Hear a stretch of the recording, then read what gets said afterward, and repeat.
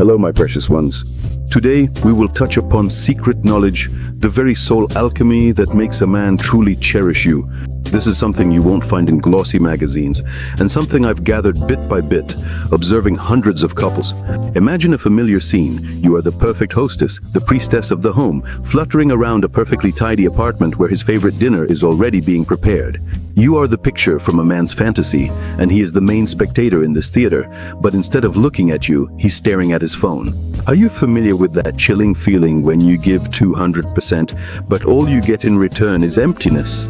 This happens because for decades we've been taught a false mantra that a man is kept by sex, borscht, and obedience. This is a trap that makes you lose the most important thing, yourself. In reality, for a man to be fanatically afraid of losing you, you need to activate 3 secret access codes to his soul. And today I will give you the keys to these locks. Stay with me and you'll understand why some women, perfect like porcelain dolls, get left behind, while others, real, alive, sometimes inconvenient, are held onto as if they're the last breath of air. Are you ready to crack the secret code of a man's heart? Then let's dive deep. Here's the main paradox. A man will never be afraid to lose the woman whose world has shrunk to the size of his ego. He's not afraid to lose his own reflection, his obedient companion. Panic only sets in when he sees not just a companion by his side, but an entire universe, with her own gravity, mysteries, and black holes. In psychology, this is called self-sufficiency, but it's something much greater. It's not about becoming the ice queen. It's about having your own inner throne, your own point of support. It's when you have your own real, delicious, vibrant life that doesn't get put on pause when he appears. It's the ability to be happy not because he gave you a compliment, but because you yourself are your own source of light. Let's do a little self-diagnosis. Imagine he says, "Honey, I'm going to the bar with the guys tonight." How do you feel? Panic? Do you feel abandoned, like your evening is turning into a black hole? Or is it, "Great, I can finally finish my series, take a bath, call a friend, or start painting"? If your answer is the first one, that's dependency. That's energetic vampirism, which will drain both of you. A universe woman is unpredictable. She doesn't manipulate with phrases like, "If you leave, I'll die," because she knows she won't die. For her, a relationship is a dance between 2 galaxies, not a lifeline. She doesn't look for a wallet or a crutch in a man. She seeks a partner for a shared flight. This is the sacred law of attraction. Only 2 complete planets can create a stable system. Take a sheet of paper and write down 3 things that made your heart beat faster before him. What did you bury alive, deciding that his world was more important? Maybe it was salsa lessons, volunteering, or studying ancient runes. Now choose one and make a vow to bring it back into your life within a week. Not someday, but now. You will see magic. He will feel that your universe is expanding, and he will desperately want a visa to get into it. The second reason a man runs away is the feeling that he's living with a ghost, with a perfect hologram. A flawless smile when you want to scream. A perfect dinner when inside you're boiling with resentment. Behind the constant "yes dear" hides a legion of unspoken demons. A man doesn't see this volcano, but he feels the heat under his feet, and this quiet poison scares him much more than an open quarrel. The key here is authenticity. Allow yourself to be alive. That means acknowledging your shadow. The great Carl Jung said that our strength lies not in the light, but in our ability to integrate our darkness. Your shadow isn't something bad, it's your hidden wild power. Your jealousy, laziness, rage, vulnerability, all the things good girls hide in the basement of their soul. When you say, "I'm angry with you right now because your being late made me feel unimportant," you're not attacking, you're opening the door to your true soul. And in that moment, a miracle happens. He sees not a porcelain doll, but a living, breathing, passionate woman. And he begins to fear that this spark of yours, this honesty and wild beauty of yours, will be seen by someone else. Conduct a soul audit. Every evening ask yourself, what emotion have I betrayed today? What feeling did you lock away to be comfortable? Maybe it was rage that you swallowed, or sadness hidden behind a smile. Just acknowledge it. Tell yourself, "Yes, I was angry today." Don't judge, just observe. You'll be shocked at how much energy was spent maintaining this theater. This power will surge into you, making you incredibly alive and magnetic. The third magnet that turns a man into a knight is emotional maturity. And this isn't about being as calm as a boa constrictor. It's about not being a pond, but an ocean, being able to weather storms, but not drowning everyone around you in your waves. A classic scenario: he comes home after a hard day, and you immediately unload a wave of problems on him at the door. Someone pushed me in the subway. The shop assistant was rude to me. He hasn't even taken off his shoes yet, and he's already overwhelmed. He feels not like a beloved man, but like an emotional trash can. Now let's look at a different reality. He comes home and you say, "Honey, I had a tough day. I can see you did too. Let me give you 10 minutes of quiet, and then over tea we can share everything." Or, "I'm really upset right now, but I'll manage. Just hug me, please." Do you feel the difference?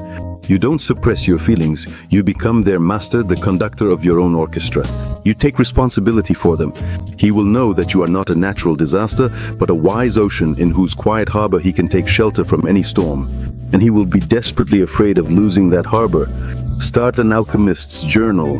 Rate events and your reactions to them on a scale of 1 to 10. For example, someone steps on your foot. That's a 3-point event. Your reaction is anger that lasts the whole day. That's a 9-point reaction. That's a storm. Your goal is to reduce the gap between the event and your reaction. Become the conductor, not a piece of driftwood tossed by the waves. If you feel these insights resonate with your soul, do 2 things. First, like this video. Let this be your yes to your new self. Second, write the sacred phrase in the comments, "I choose myself." This is a powerful affirmation that initiates transformation. And of course, subscribe and hit the bell. I only share knowledge that changes lives. Now, let's take a look at our biology, at the secret chemistry that explains why these 3 qualities work like an aphrodisiac.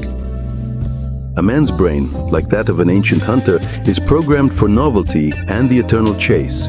When you, a self-sufficient woman universe, go away on a retreat or immerse yourself in your own project, his brain gets a shot of dopamine, the hunter's elixir.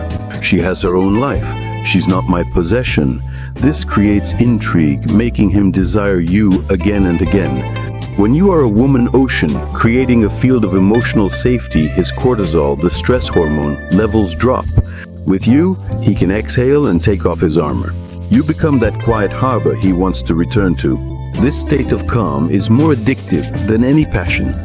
And when you befriend your shadow and become genuine and sincere, his blood level of oxytocin, the hormone of deep attachment, rises. He begins to trust you on a soul level. As a result, you hack his hormonal system. He becomes attached to you on a chemical, primal level, and he will feel terrified at the thought of losing the source of this state. Now that you are armed, I must warn you about 3 deadly sins. These are traps that nullify all the magic. The first is, I will buy his love. This is the illusion that you can keep a man with money. You can pay off his loans, take him to the Maldives, but you are not buying love. You are buying the ghost of love. He will stay as long as it is profitable. He will not be afraid of losing you. He will be afraid of losing his meal ticket. The second, I will endure everything and he will appreciate it. This is the favorite mantra of martyr women. You put up with his rudeness, lies, and indifference, hoping that one day he will see the light. He will not. He will simply realize that he can treat you this way. With your own hands, you show that your boundaries can be violated. No one is afraid of losing something that's lying at their feet. And third, I'll make him jealous. Jealousy is like acid. It may attract his attention for a moment, but in the end, it burns away trust. Attempts to provoke jealousy are not a sign of love, but a sign of your total lack of self-confidence. He won't be afraid of losing you. He'll be dreaming of running away from this mess. Throw this poisonous weapon out of your arsenal. Want to take an honest snapshot of your feminine strength? Ask yourself 3 questions. Answer instantly. First, if he disappears tomorrow, will I still have my own life? This isn't about grief. Will you still have friends, goals, hobbies that aren't tied to him? Will your universe remain, or will everything collapse because he was the center? Second, can I name 3 of my flaws right now without burning with shame? Can you calmly say, yes, I can be lazy. Yes, I'm envious. Yes, I'm selfish. If you can accept these parts of yourself, it means you've made peace with your demons. And third, the last time he shared a victory, what did I feel? pure joy for him or a little worm of fear? Now he'll become more successful and might leave me. The ability to genuinely rejoice for your partner is a sign of incredible strength. If you answered yes to at least 2 questions, you're on the right track. If only to 1, you know what you need to work on. If you answered no to all 3, congratulations, you are on the threshold of the greatest self-discovery. To show you that this isn't just theory, I'll share 2 stories. Anya, 31 years old.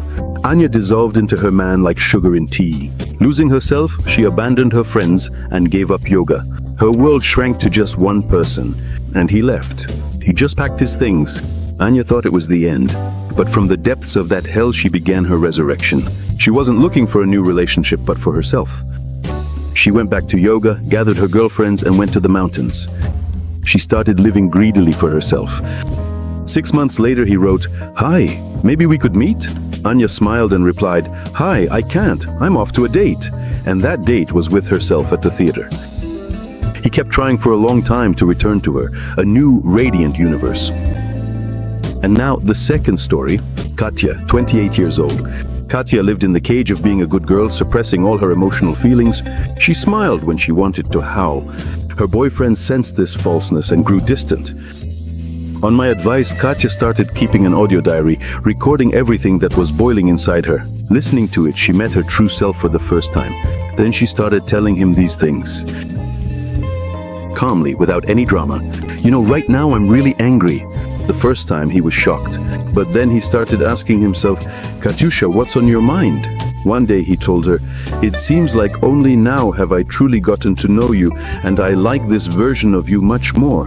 When you acquire these 3 qualities, self-sufficiency, authenticity, and emotional maturity, you become a woman of distinction, a one-of-a-kind specimen. And the man next to you senses this. He realizes there are many beautiful women, even more, who are convenient, but to find the one next to whom he himself becomes better, calmer, stronger, that is rare.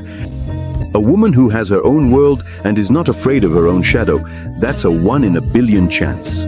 He is afraid of losing, not just a woman. He feels a primal fear of losing that world, that state, that best version of himself that he finds when he's with you. He is afraid of returning to his black and white world from the colorful reality that you create. To be so whole that your absence feels to him like the end of the world. So, my dear ones, the keys are in your hands. Like this video if you decide to start your journey in the next 7 days. Do it not for him, but for yourself. Subscribe and click the bell so you don't miss the next video, where we'll talk about how to rise from the ashes after a breakup in 30 days. And remember the main secret. You become irreplaceable, not when you try to hold on to him, but when you focus on your own worth. Your strength lies in your wholeness. And when you start to shine, he'll be the one who panics at the thought of being left in the shadows. Good luck on your great journey to yourself.